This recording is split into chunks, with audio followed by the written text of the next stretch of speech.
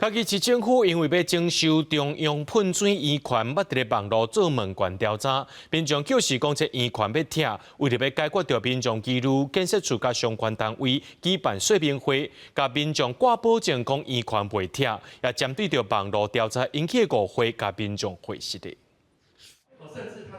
向民众来说明中央喷水圆环目前需要征收甲改善的所在。嘉义市政府建设处甲交通工务单位16暗时做伙举办说明会，向民众解说无要拆圆环，只是要来征收。我们绝对不会拆了圆环哦。那当然，这个沟通的过程如果有让大家因为误解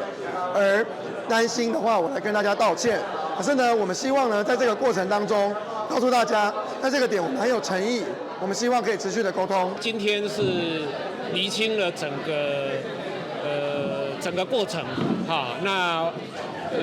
很希望说，在后续的设计过程当中，市政府也能够用这样子，公听会或者是让民众有机会来参与表达意见的方式。参加说明会的民众表示，中央喷水圆环是嘉义市上主要的一个地标，因为网络顶的问卷造成误解，会当透过说明会讲好清楚真好。 但是说明会了后，也是希望市府会当重视民众的建议。伊会甲市民的意见做一个整理做一个记录，然后呢，甲